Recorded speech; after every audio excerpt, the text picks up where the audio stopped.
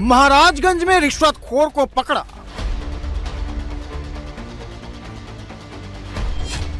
अयोध्या में माफिया को रगड़ा।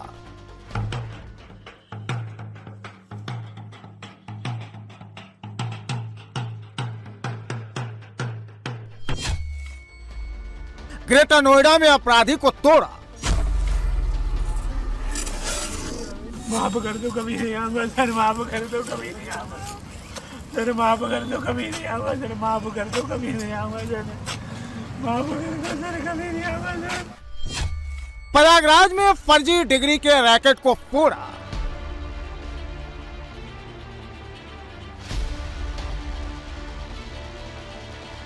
संभल में कब्जे वाली जमीन पर ट्रैक्टर दौड़ा।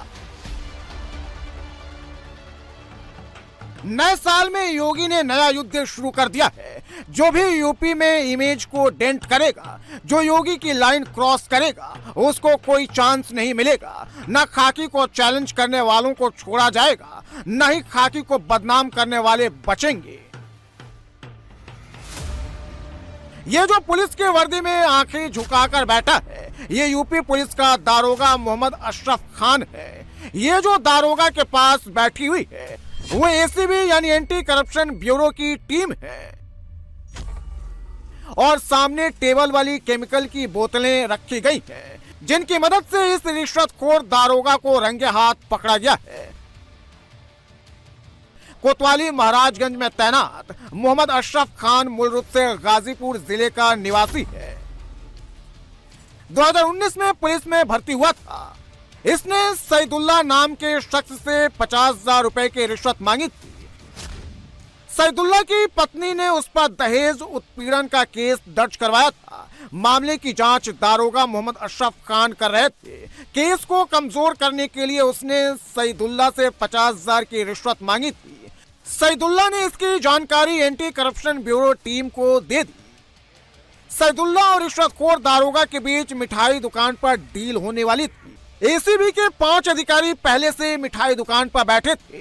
जैसे ही सईदुल्ला पहुंचा और उसने नोटों की गड्डी को हाथ लगाया, एसीबी की टीम ने उसे रंगे हाथ गिरफ्तार कर लिया। यूपी में खाकी को बदनाम करने वाले दारोगा की फाइल खुल गई है, तो ग्रेटर नोएडा में खाकी को चैलेंज करने वाले की पुलिस ने फाइल क्लोज कर दी है। माफ कर दो, कभी नहीं आऊंगा सर, माफ कर दो, कभी नहीं आऊंगा सर, माफ कर दो, कभी नहीं आऊंगा सर, माफ कर दो, कभी नहीं आऊंगा सर, माफ कर दो सर, कभी नहीं आऊंगा सर। ये जो पुलिस के कंधे पर गिड़गिड़ाकर माफी मांग रहा है, ये चेन स्नेचर राहुल है। राहुल ने 24 घंटे पहले नोएडा की सोसाइटी में बुजुर्ग महिला से लिफ्ट में चेन लूट की कोशिश की थी। बदमाश हेलमेट पहनकर घुसा था और बुजुर्ग महिला के चिल्लाने के बाद मौके से फरार हो गया।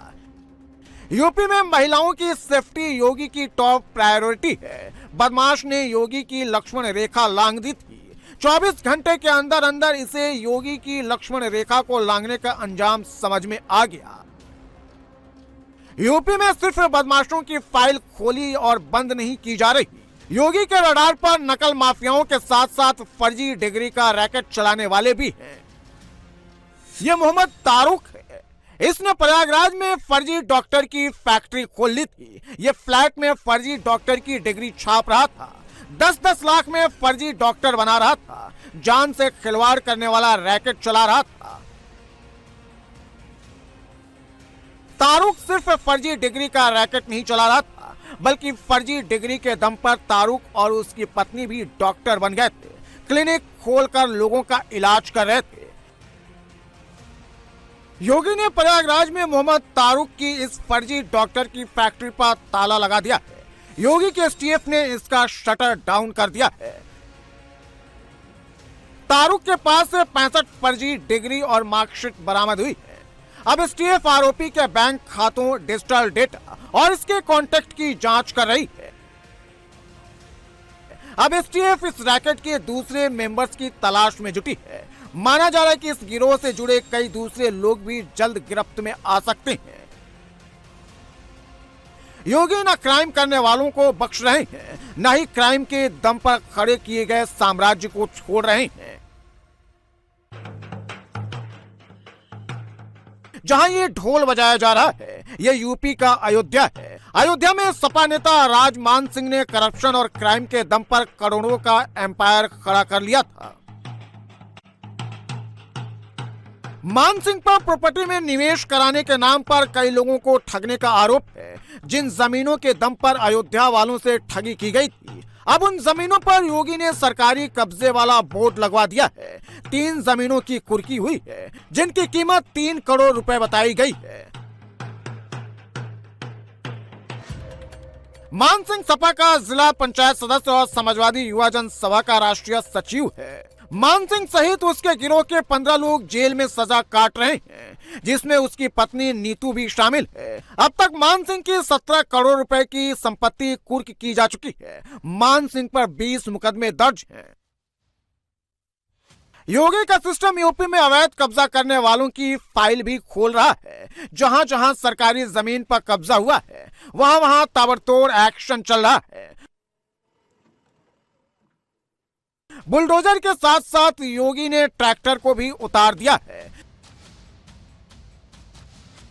संभल में कब्रिस्तान की जमीन पर भाईजान आलू की खेती कर रहे थे।